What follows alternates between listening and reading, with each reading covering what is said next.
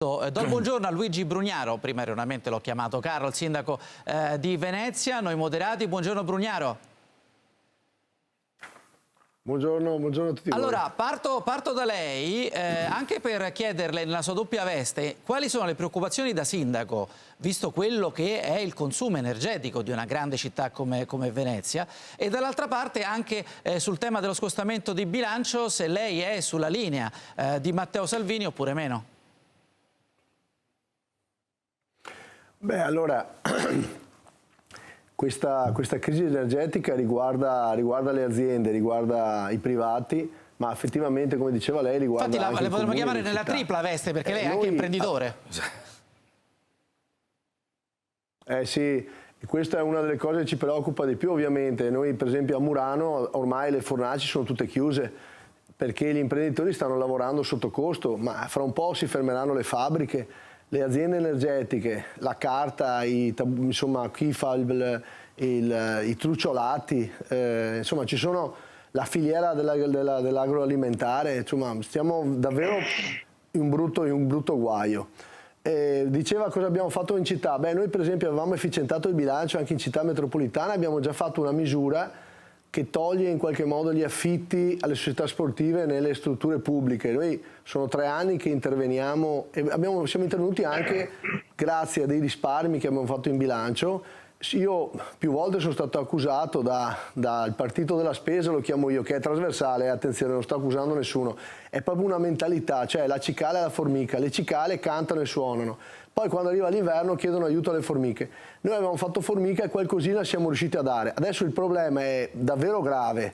Io credo che le manovre da fare siano assolutamente trasversali, cioè mi spiego, non c'è un'unica soluzione, almeno io non ho neanche i conti in mano, credo che bisogna agire su più fronti. Intanto comincio a chiederlo, ho già fatto più volte, le manovelle che sono state chiuse dal Movimento 5 Stelle qualche anno fa sui nostri giacimenti di gas sono state riaperte, anche se questo non è la soluzione di tutti i problemi, però la domanda è spontanea, cioè abbiamo riaperto quelle manovelle, il rigassificatore di Piombino verrà messo o verrà fatto fra qualche mese? Perché se lo facciamo subito è una cosa, se lo facciamo fra qualche mese è un'altra, cioè dobbiamo davvero anche noi italiani fare i conti con noi stessi. I permessi dei campi fotovoltaici, i permessi dei campi eolici che sono fermi da 2 anni, io vi racconto questo.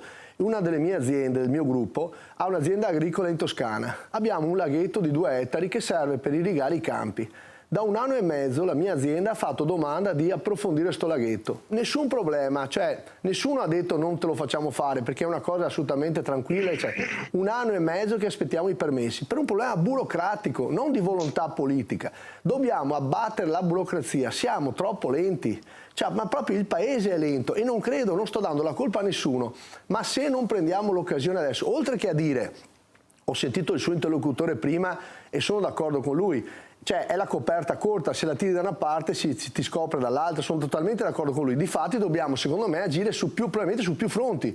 Un po' faremo di scostamento, che vuol dire debito per i bambini che lo pagheranno come la guerra dell'Abissinia perché siamo degli incapaci, questa è la realtà. Un po' dovremo andare secondo me a battere i pugni in Europa per capire perché la borsa d'Olanda non è una borsa, è un mercato regolamentato male da paesi del nord Europa che fanno un po' gli affaracci loro, perché se no non ci sarebbero gli extra profitti.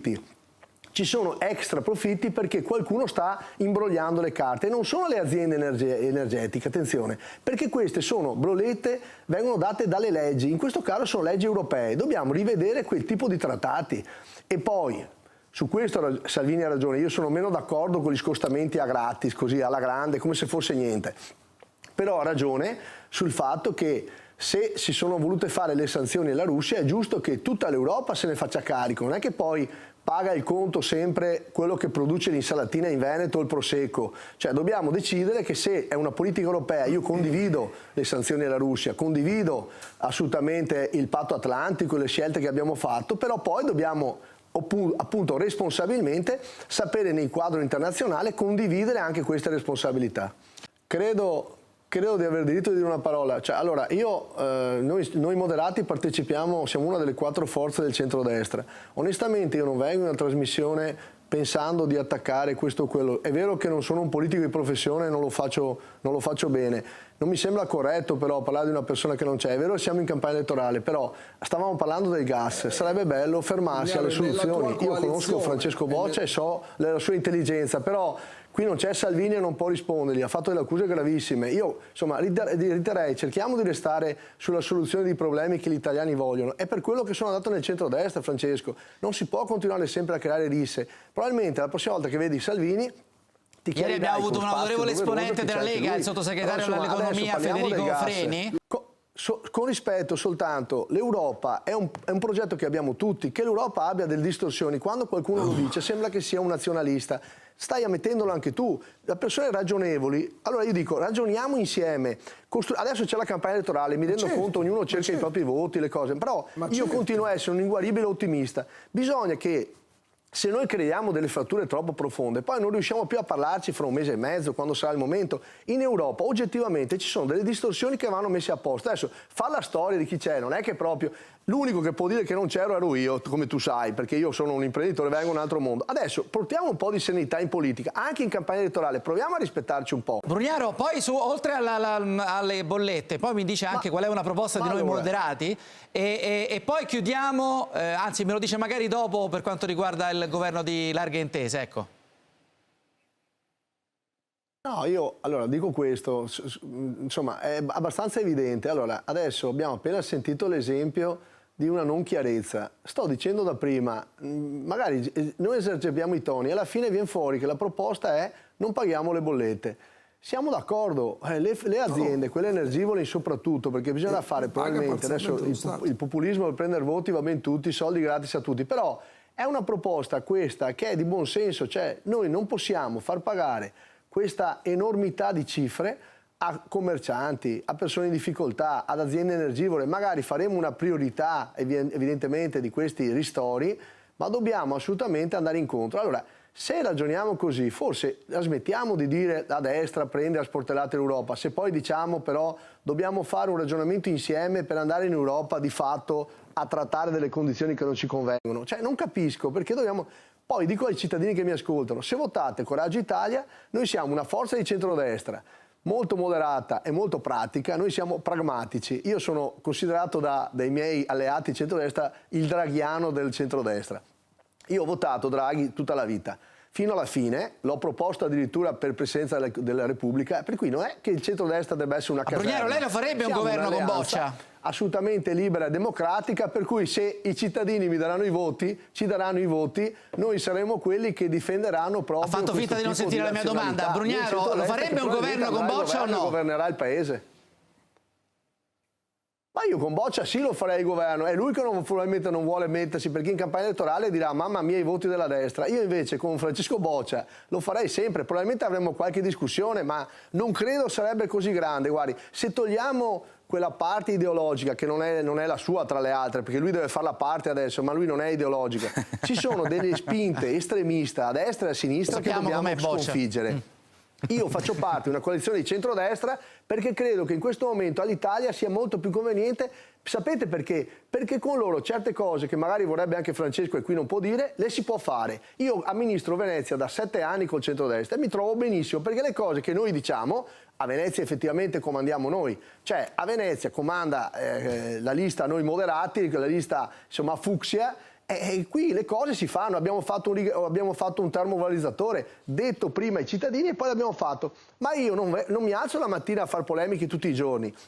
Vorrei che finite le elezioni potessimo continuare a discutere delle cose che vanno bene agli italiani, ognuno col suo punto di vista, ma anche sempre con grande rispetto. Votate noi moderati. Perfetto, tra insomma, il mondo liberale che rappresenta e la socialdemocrazia, questa guerra dei mondi la vede così?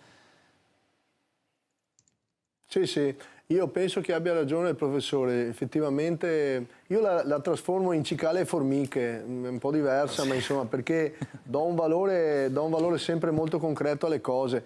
Ho visto prima il sondaggio che insomma non mi ha ovviamente fatto gioire, ma l'avevo già visto, ne ho visti anche altri migliori, lo dico per chi ci sta ascoltando, però a maggior ragione bisogna faremo un movimento a difesa dei sondaggisti perché ultimamente insomma, i politici poi non ce l'hanno molto quei sondaggisti in questa fase. Prego Brugnaro.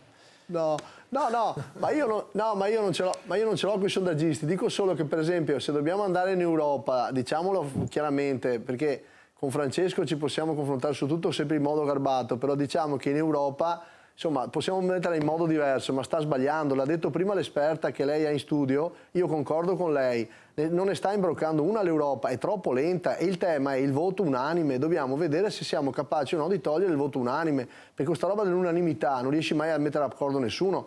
Questo immagino che persone ragionevoli di destra e di sinistra possano trovarci su alcuni punti. Non serve che ci offendiamo, dico offendiamo l'intelligenza reciproca. Proviamo anche a costruire già un inizio di rapporto successivo. Gli interessi nazionali dobbiamo effettivamente cominciare a difenderli meglio in Europa, perché è un'Europa lenta sì, per le cose sempre che riguardano noi. Quando riguardano qualcun altro si muove sempre con molta velocità.